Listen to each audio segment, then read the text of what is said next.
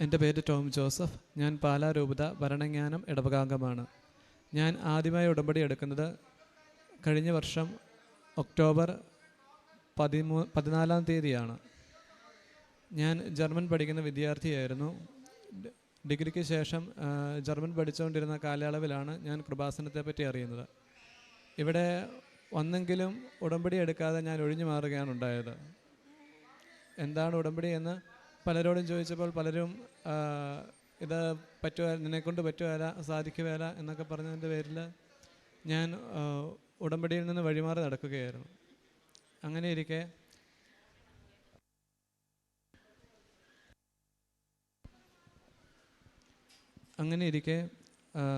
എൻ്റെ ജർമ്മൻ എക്സാമിൻ്റെ ആദ്യത്തെ B2 ജർമ്മൻ എക്സാമിൻ്റെ സമയത്ത് ഞാൻ ലൈറ്റ് ദ ക്യാൻഡിൽ പ്രയർ ഇട്ട് പ്രാർത്ഥിച്ചു.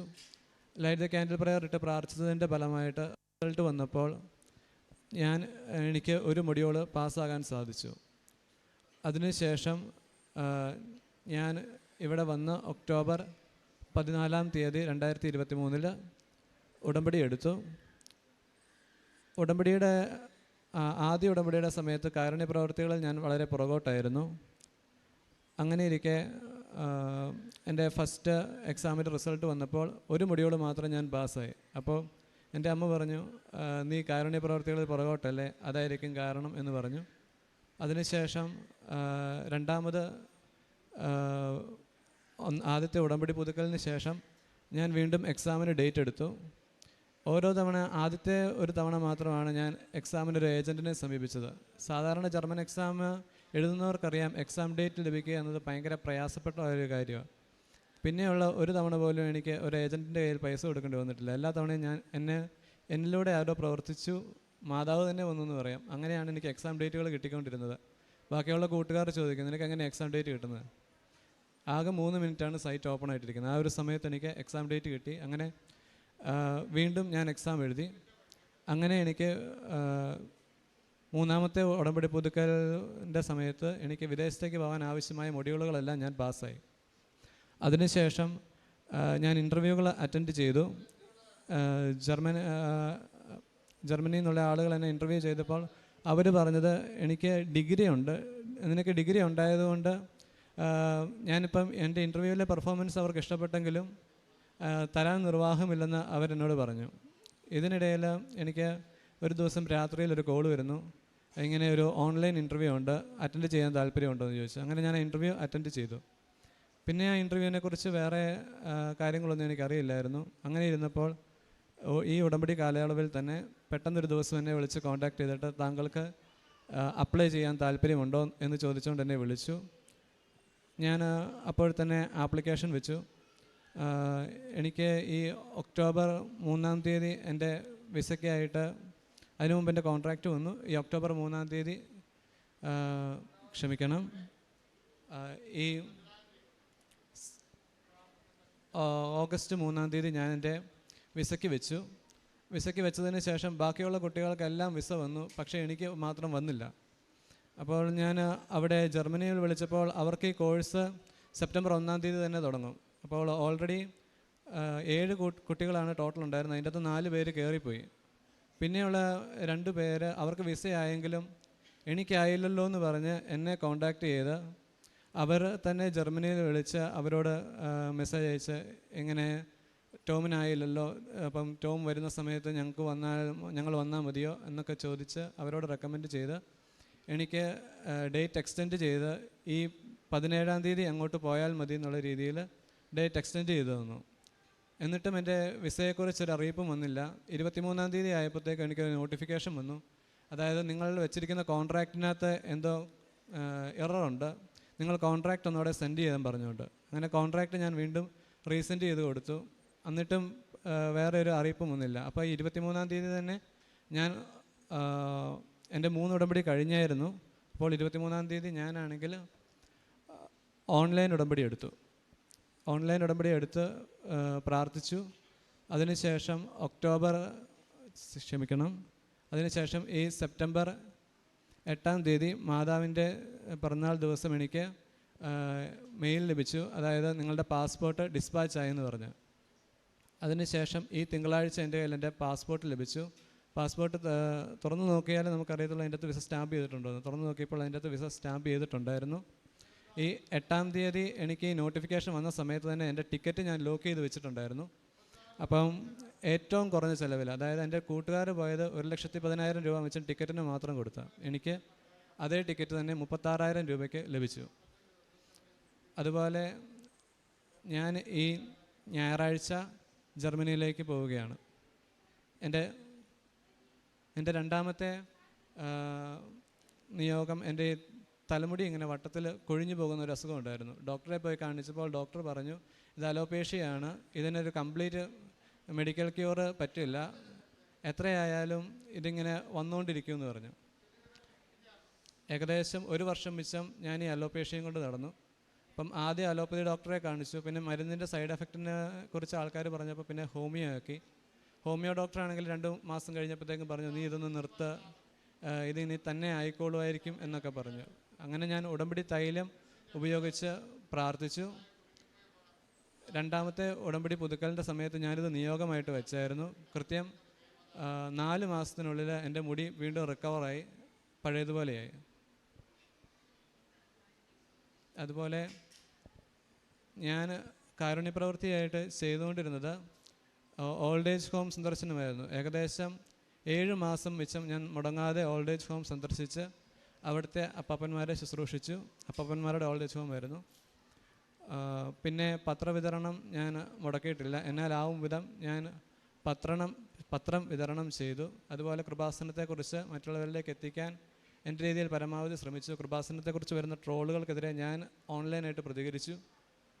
അങ്ങനെ ഞാൻ പോലും പ്രതീക്ഷിക്കാത്തൊരു സമയത്ത് എന്നെ ദൈവം ഉയർത്തി. ഇത്രയും വലിയ അനുഗ്രഹം നൽകിയ അമ്മ മാതാവിനും യേശു അപ്പച്ചനും ഒരുപാട് നന്ദി പറയുന്നു. നീ ആവശ്യപ്പെട്ട ഈ കാര്യവും ഞാൻ നിനക്ക് നൽകും, എന്തെന്നാൽ നീ എൻ്റെ പ്രീതി നേടിയിരിക്കുന്നു. പുറപ്പാടിൻ്റെ പുസ്തകം 33-ാം അധ്യായം 17-ാം തിരുവചനമാണ്. തൻ്റെ ജർമ്മൻ പഠനവും അതിനുശേഷം B2 എക്സാമിനോടനുബന്ധിച്ച് ഇവിടെ വന്ന് ഉടമ്പടി എടുക്കാനുണ്ടായ സാഹചര്യം, ഇവിടെ വരുന്നു എന്നാൽ ഉടമ്പടി എടുക്കാതെ പോയി എന്നാണ് പറയുക. അതൊന്നും നിനക്ക് പറ്റിയതല്ല എന്ന് പലരും പറഞ്ഞു.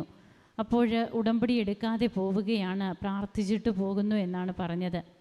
എന്നാൽ പിന്നീട് light A candle prayer request ഇടുന്നു. അങ്ങനെ തനിക്ക് 1 മോഡ്യൂളാണ് കിട്ടിയത് എന്നാണ് ടോം ജോസഫ് നമ്മോട് പറഞ്ഞത്. പിന്നീട് ഉടമ്പടി എടുത്തു, ഇവിടെ വന്ന് ഉടമ്പടി എടുത്തു, തീർത്ഥാടന ഉടമ്പടി എടുക്കുന്നു. എന്നാൽ കാരുണ്യ പ്രവൃത്തികൾ ചെയ്യുവാനായിട്ട് അത്ര ഉത്സാഹമൊന്നുമില്ലായിരുന്നു. അങ്ങനെ താൻ ഉടമ്പടി എടുത്തു, ഉടമ്പടി പ്രാർത്ഥിക്കുന്നുണ്ട്, ഉടമ്പടി പ്രാർത്ഥന. പക്ഷേ അവൻ പറയുന്നത് പോലെ ചെയ്യുവാനായിട്ടുള്ള ഒരു സന്നദ്ധത ഈ മകൻ്റെ ഭാഗത്ത് നിന്ന് വന്നില്ല എന്ന് ഈ മകൻ തന്നെയാണ് നമ്മോട് പറഞ്ഞത്. അതിനുശേഷം വീണ്ടും 1 മോഡ്യൂളെ കിട്ടുന്നുള്ളൂ. വീണ്ടും തനിക്കത് പൂർണ്ണമാക്കുവാൻ കഴിഞ്ഞില്ല. B2-ൻ്റെ എല്ലാ മോഡ്യൂളും ഈ മകന് കിട്ടുന്നില്ല. പിന്നീട് നമ്മോട് പറഞ്ഞത് കണ്ടിന്യൂസ് ആയിട്ട് 7 മാസം കാരുണ്യ പ്രവർത്തികൾ ചെയ്യുവാനായിട്ട് വൃദ്ധസദനത്തിൽ പോവുകയാണ്. അവിടെ പോയി തൻ്റെ സമയവും ആരോഗ്യവും ഒക്കെ അവരെ ശുശ്രൂഷിക്കുവാനായിട്ട് അവൻ പറയുന്നത് പോലെ ചെയ്യുവിനെന്ന ഉടമ്പടി വചനം, അതാണ് പരിശുദ്ധ അമ്മ കാനായിലെ കല്യാണ വിരുന്നിൽ അപ്പസ്തോലന്മാരോട് പറയുക. അപ്പസ്തോലന്മാരോടല്ല, പരിചാരകരോട് പറയുക, അവൻ പറയുന്നത് പോലെ ചെയ്യുവിനെന്ന്. ആ പരിചാരകർ അതനുസരിച്ച് ചെയ്യുമ്പോഴാണ് ഒഴിഞ്ഞ കൽഭരണികളൊക്കെ പിന്നീട് പുതുവീഞ്ഞുകൊണ്ട് നിറയുന്നത്. ഇതുപോലെ തന്നെയാണ് അവൻ പറയുന്നത് പോലെ നാം ഉടമ്പടി ജീവിതം നയിച്ച് ഉടമ്പടി നിബന്ധനകൾ പാലിച്ച് ചെയ്യുമ്പോൾ പിന്നീട് ഈ മകന് കിട്ടാത്ത മോഡ്യൂൾസൊക്കെ കിട്ടുന്നു. താൻ പോലും പ്രതീക്ഷിക്കാത്ത രീതിയിൽ എക്സാമിനൊക്കെ ഡേറ്റ് എടുക്കുവാൻ, അതായത് അത് ഏജൻസികൾ വഴിയാണ് അത് ചെയ്യേണ്ടത്. എന്നാൽ തനിക്ക് ഒരു ഏജൻസിയെയും പിന്നെ സമീപിക്കേണ്ടി വന്നിട്ടില്ല. ആരോ എൻ്റെ ഉള്ളിലിരുന്ന് പറയുന്നു, നീ ഈ ദിവസം എടുക്കുക, ആ ദിവസം തന്നെ ഈ മകൻ എടുക്കുന്നു, എക്സാം അറ്റൻഡ് ചെയ്യുന്നു, ആ മകന് പാസ്സാകാൻ സാധിക്കുന്നു. ഇതൊക്കെ തൻ്റെ കഴിവ് കൊണ്ടല്ല. It is not by merit but by grace. ഇതെല്ലാം ദൈവത്തിൻ്റെ കൃപകളാണെന്നാണ് അനുഭവ സാക്ഷ്യത്തിലൂടെ നമുക്ക് മനസ്സിലാകുന്ന രീതിയിൽ ഈ മകൻ പറഞ്ഞു വയ്ക്കുന്നത്. അങ്ങനെ തനിക്ക് പോകുവാനായിട്ടുള്ള എല്ലാ കാര്യങ്ങളും ക്ലിയറായി ഉടനെ തന്നെ ജർമ്മനിക്ക് പോവുകയാണ്. ഉടമ്പടിയിലൂടെയാണ് ഇതെല്ലാം സാധ്യമായതെന്ന് വീണ്ടും വീണ്ടും ഈ മകൻ ആവർത്തിക്കുന്നുണ്ട്. ഏറ്റവും നല്ല രീതിയിൽ, അതായത് മറ്റു പലർക്കും പോകാൻ അവർ ടിക്കറ്റ് എടുത്തപ്പോൾ അവർക്കുണ്ടായത് എന്തുമാത്രം പൈസയാണ് അവർ ടിക്കറ്റിന് വേണ്ടിയിട്ട് ചിലവഴിക്കേണ്ടി വന്നത്. എന്നാൽ തനിക്കത് എത്രമാത്രം കുറഞ്ഞു, എത്ര പൈസയാണ് തനിക്ക് കൊടുക്കേണ്ടി വന്നത്, ഇതെല്ലാം വളരെ വ്യക്തമായി നാം കേട്ടതാണ്. അപ്പോൾ ഒത്തിരിയേറെ കൃപകളാണ് ഈ മകൻ്റെ ജീവിതത്തിലേക്ക് ദൈവം വർഷിച്ചത്. അതുകൊണ്ടാണ് തിരുവചനം പറയുന്നത്, നീ ആവശ്യപ്പെട്ട ഈ കാര്യവും ഞാൻ നിനക്ക് ചെയ്തു തരും. എന്തെന്നാൽ നീ എൻ്റെ പ്രീതി നേടിയിരിക്കുന്നു, കൃപ നേടിയിരിക്കുന്നു. തമ്പുരാൻ ആവശ്യപ്പെടുന്നത് പോലെ നാം നമ്മുടെ ജീവിതം മുമ്പോട്ട് നയിക്കുമ്പോൾ, ആഗ്രഹിക്കുന്നത് പോലെ നാം ചെയ്യുമ്പോൾ, നമ്മുടെ കാര്യത്തിലും ദൈവം ഉടനടി പരിഹാരം നൽകുകയാണ് ഉടമ്പടിയിലൂടെ. പിന്നീട് തനിക്ക് കിട്ടിയ ഒരു സൗഖ്യം, അതായത് 1 വർഷമായിട്ട് മുടി വട്ടത്തിൽ കൊഴിഞ്ഞു പോവുകയായിരുന്നു. അതിനുവേണ്ടി ട്രീറ്റ്മെൻറ്റ് എടുത്തിരുന്നു. എന്നാൽ അലോപ്പതിക്ക് ശേഷം ഹോമിയോ നടത്തി. അപ്പോഴൊക്കെ ഡോക്ടേഴ്സ് പറഞ്ഞത് ഇതൊന്നും നിനക്ക് പൂർണ്ണമായിട്ട് ഇത് ക്യൂർ ആകില്ല എന്നുള്ള ഒരു രീതിയിലായിരുന്നു ഡോക്ടേഴ്സിൻ്റെ ഭാഗത്തു നിന്ന് പ്രതികരണം ഉണ്ടായതെങ്കിൽ, ഉടമ്പടി എടുത്തതിന് ശേഷം ഉടമ്പടി തൈലം പൂശി മകൻ പ്രാർത്ഥിക്കുന്നു. 4 മാസമായി ഇപ്പോൾ ആ മുടി കൊഴിച്ചിലില്ല. വളരെ നല്ല രീതിയിൽ അതിന് പരിശുദ്ധ അമ്മയിലൂടെ ഈശോ ഈ മകനെ അനുഗ്രഹിക്കുകയാണ്. നമുക്ക് തന്നെ കണ്ടാൽ അറിയാം ആ മകൻ എങ്ങനെയാണ് ഇപ്പോൾ നമ്മുടെ മുമ്പിൽ നിൽക്കുന്നതെന്ന്. അങ്ങനെ വ്യക്തമായ പ്രകടമായ തെളിവുകളുമായിട്ടാണ് ഈ മകൻ നമ്മുടെ മുമ്പിൽ നിന്ന് പരിശുദ്ധ അമ്മ ജീവനോടെ പ്രത്യക്ഷപ്പെട്ട ഈ അൾത്താരയിൽ നിന്ന് സാക്ഷ്യം പറയുന്നത്. തനിക്ക് കിട്ടിയതെല്ലാം തൻ്റെ കഴിവ് കൊണ്ടല്ല, അത് അമ്മ തന്നെയാണ് ഈശോയിലൂടെ തനിക്ക് ചെയ്തു തന്നത് എന്ന് പൂർണ്ണമായും ഏറ്റുപറയുന്ന ഈ മകൻ്റെ ഈ വിശ്വാസ ധീരതയ്ക്ക് മുൻപിൽ നമുക്കും കരങ്ങളടിച്ച് ഈശോയ്ക്കും അമ്മയ്ക്കും നന്ദി പറയാം.